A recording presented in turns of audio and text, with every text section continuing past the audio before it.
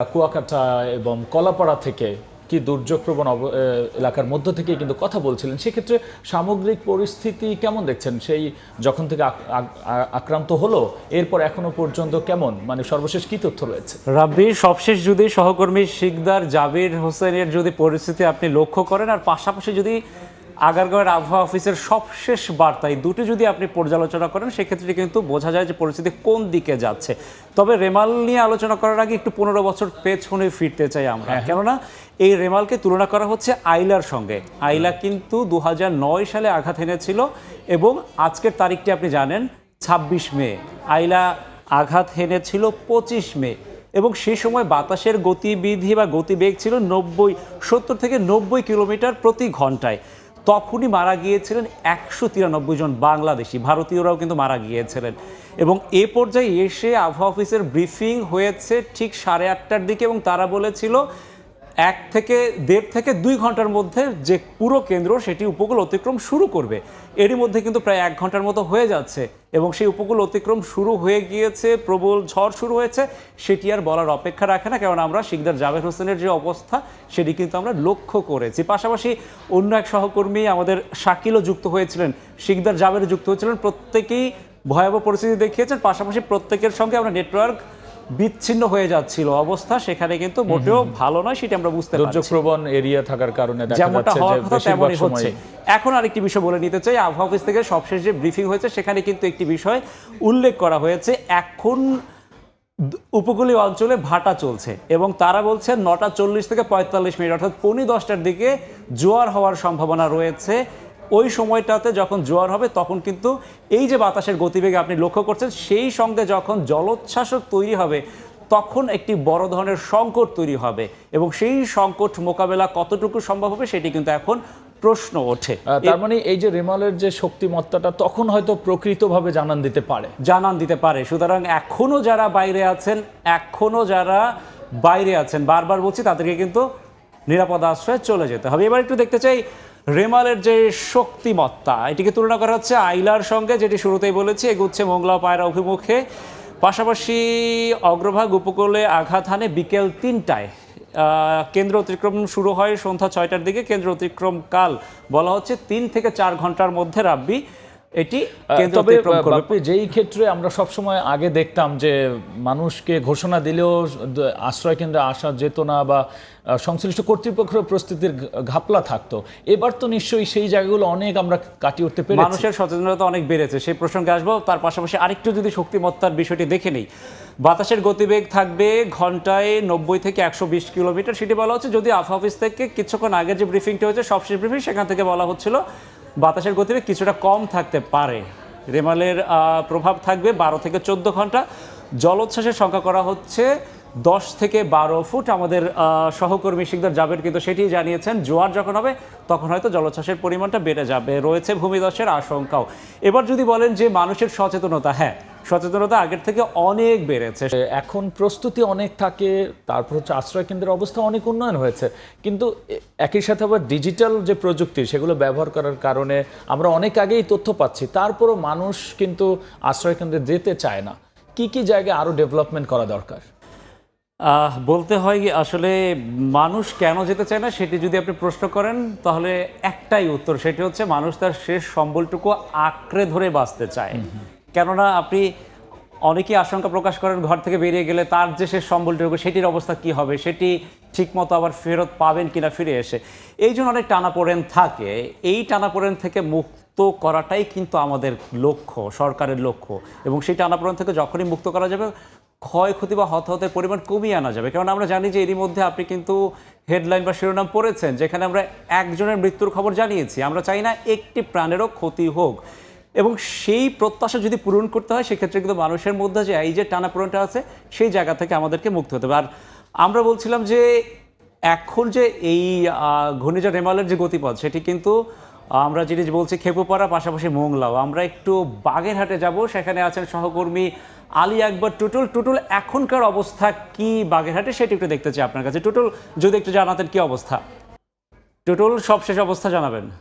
জেলার আশ্রয় কেন্দ্রগুলো কিন্তু এখন প্রায় অনেকটাই একেবারে ভরপুর হয়ে গেছে, এখানে কানায় কানায় প্রায় পূর্ণ হয়ে গেছে। কিন্তু আমরা দেখতে পাচ্ছি যে আসলে দুপুর থেকে কিন্তু আশ্রয় কেন্দ্রে মানুষ আসতে শুরু করেছে। এছাড়া তারা কিন্তু হচ্ছে গবাদি পশু তাও নিয়ে আসছে তারা, এবং এছাড়া তারা কিন্তু পরিবার পরিজন নিয়ে এবং তাদের সন্তানদের নিয়ে এখানে আশ্রয় নিয়েছে শুধুমাত্র একটাই, যে তাদের জীবন রক্ষার স্বার্থে।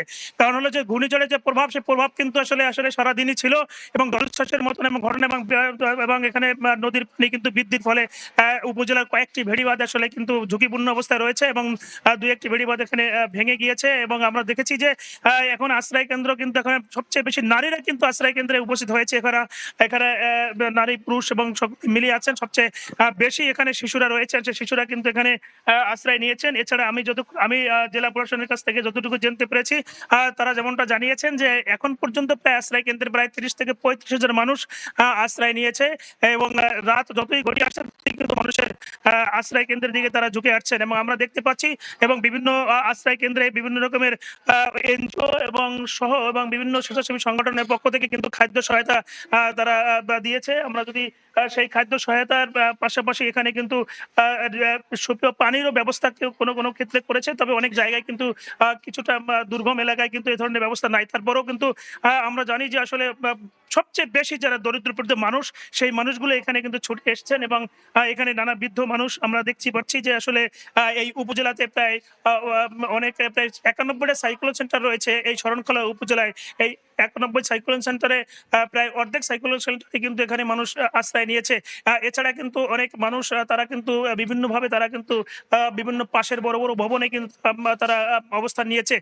এছাড়া যদি বলি যে আসলে যে বলেশ্বরে যে উত্তাল ঢেউ এবং এখন যে প্রচন্ড ঢেউ যে এখন দেখা যাচ্ছে, আমি আমার কাছে ছিল আসলে শরণখোলা উপজেলা থেকে সবশেষ আমার কাছে।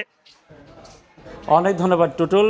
টুটুলের কাছ থেকে যেটি দেখলাম যে অনেকেই আশ্রয় কেন্দ্রে ছুটে গিয়েছেন, এবং টুটুল কিন্তু আরেকটি কথা বলছিলেন যে এর চেয়েও আরো দুর্গম এরিয়াতে কিন্তু এই ব্যবস্থাটুকুও নাই, সেক্ষেত্রে বোধহয় আশ্রয় কেন্দ্রের চাহিদা আরো বেশি দরকার।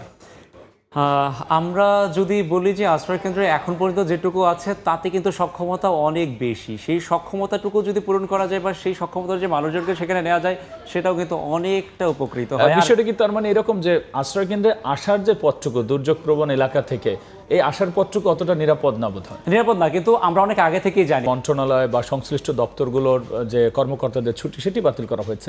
এছাড়াও আর কি কি প্রস্তুতি নেওয়া নানা ধরনের প্রস্তুতি এর মধ্যে নেওয়া হয়েছে। সেই বিষয়ে যদি আমরা দেখি, মোটা দাগে যে তথ্যগুলো আমাদের কাছে রয়েছে সেখানে আমরা দেখতে পাচ্ছি 9,000 আশ্রয় কেন্দ্র রয়েছে, যাতে প্রায় 30 লাখ মানুষকে আশ্রয় দেওয়া সম্ভব। এখন পর্যন্ত 8 লাখের বেশি আশ্রয় নেওয়ার দাবি, যদিও এটি খবর এই তথ্য বা 8 লাখ এটি দুপুরের দিকের, এবং দুর্যোগ প্রতিমন্ত্রী যেহেতু এখন বক্তব্য রাখছেন সেই সংখ্যা হয়তো আরও অনেক বেড়েছে, এবং সেটি কিন্তু আমরা তখন জানতে পারবো। প্রস্তুত রয়েছে খাবার ও বিশুদ্ধ পানি। আপনি দেখেছেন যে আশ্রয় কেন্দ্রগুলো থেকে আমাদের সহকর্মীরা সরাসরি সংবাদ প্রচার করছিলেন, সেখানে কিন্তু খাবার বিতরণ করা হচ্ছে। আশ্রয় কেন্দ্রে নিতে চলছে মাইকিং, এখনও কিন্তু মাইকিং চলছে, যাতে বাইরে যারা আছে, যারা এখনও আশ্রয় কেন্দ্র মুখ হয়নি, তাদেরকে নিরাপদ আশ্রয় সরিয়ে নেওয়ার জন্য। পাশাপাশি সংশ্লিষ্ট মন্ত্রণালয়ের ছুটি বাতিল করা হয়েছে। রাব্বি, এটি আপনি বলছিলেন দুর্যোগ প্রবণ এলাকায় বন্ধ শিক্ষা প্রতিষ্ঠান, বন্ধ সব ধরনের নৌযান চলাচল, উদ্ধার তৎপরতা চালাতে প্রস্তুত বিভিন্ন বাহিনী। এটি স্বরাষ্ট্রমন্ত্রী সন্ধ্যার দিকে তিনি সচিবালয়ে তিনি ব্রিফিং করেছেন, এবং সেই ব্রিফিংয়ে তিনি বলেছেন আনসার, পুলিশ, র্যাব, বিজিবি সবার মতো করে উদ্ধার তৎপরতা, পাশাপাশি আইন শৃঙ্খলা বিধান সবকিছুর সমন্বয়ে কাজ করছে। অর্থাৎ সরকারের যত সংস্থা আছে সবাই সম্মিলিতভাবে যে উদ্যোগটি নেওয়া দরকার সেটি কিন্তু নিয়েছে। সেটি তবে পাশাপাশি যে বিষয়টি নিয়ে আমরা সর্বশেষ আলোচনা নিয়ে আসতে পারি, এই যে এখন আমরা মহাবিপদ সংকেত বলি, নানা ধরনের সংকেত দেই, একই সাথে যে টার্মগুলো ব্যবহার করা, এগুলো কি আরো বেশি সহজ এবং মানে মানুষের বোধগম্য করা উচিত না? মানুষের বোধগম্য বলতে কি রাব্বি, যে বিষয়টি নিয়ে সবসময় বেশি বিতর্ক ওঠে সেটি হচ্ছে ঘূর্ণিঝড় কি প্রবেশ করলো বা ভূমিতে, এর কেন্দ্র অথবা এর অগ্রভাগ, এগুলো নিয়ে আসলে প্রশ্ন ওঠে। সেক্ষেত্রে যারা এইসব নিয়ে কাজ করেন, আবহাওয়া অধিদপ্তরের যারা আছেন, তারা কিন্তু বারবারই বলছেন একটি ঘূর্ণিঝড় এটি কিন্তু চারটিখানি বিষয় না।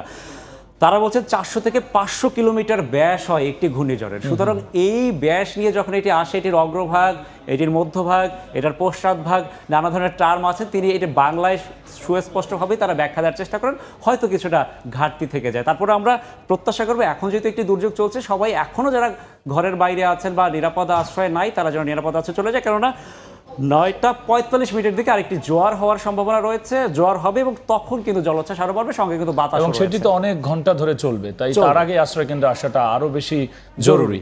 বাপ্পি, আপনাকে অসংখ্য ধন্যবাদ আলোচনায় যুক্ত হওয়ার জন্য।